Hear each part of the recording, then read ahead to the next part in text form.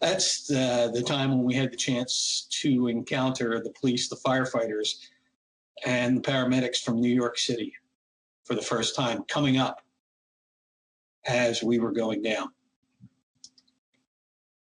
Just the looks in their eyes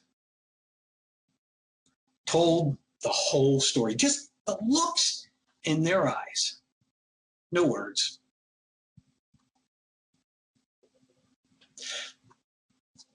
They knew that they were going up those steps to try to save lives that they couldn't save.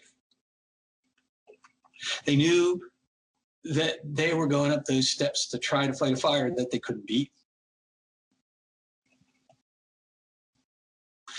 And they knew that they were going up, and they knew that they were never coming back.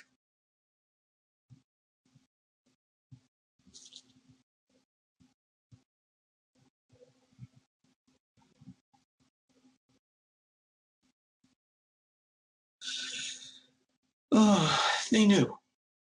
They knew.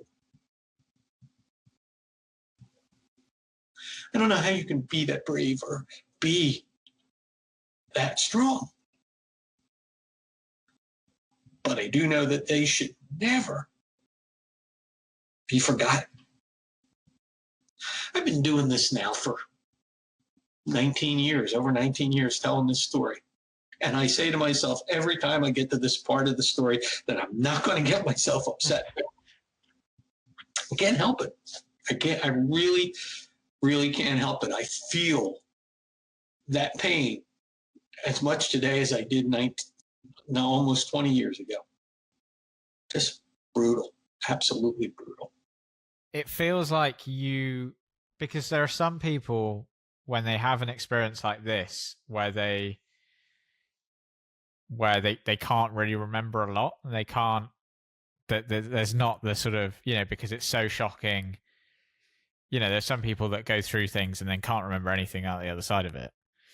You seem to have quite vivid recollections of what happened. If you had 36 hours to talk to me, I could give you a blow-by-blow of the 36 hours from the minute I got into New Jersey on Sunday night through getting home to Chicago on Wednesday afternoon. I mean, minute by minute. Because what's remarkable to me is that the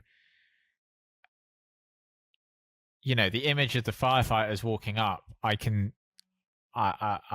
understand why that would be ingrained in you, because that's the kind of thing you don't forget, right? But it amazes me that you even remember, falling asleep on the train.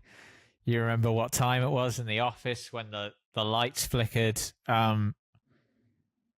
Yeah, I don't know. There's no question to that. Yeah. Some of the pinpointing of items certainly came about after the whole event, when you sit back and you say, okay, so logically, if I know that I got out of the building at sure. Yeah. X time, which I did when I looked at my watch, and that had to begin at Y time because we almost immediately. Sure.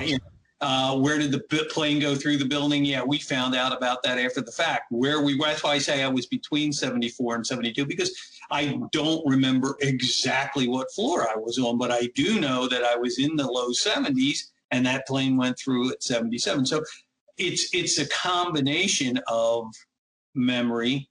I tell people all the time, it's like second by second, but also then piecing the pieces together, doing some forensics after the fact. Yeah. Saying, okay, because I think what probably still gets me to this day is, how the heck did I get out? How did I get out? I mean, why was it me? Why was it only 6 other of us in that meeting of 54 that got out? What was the, where's the meaning? What's the thing? And that either leads you to survivor's guilt, or it leads you to do something with it. And telling this story and keeping the memories of the people who lost their lives that day alive, that has become my passion.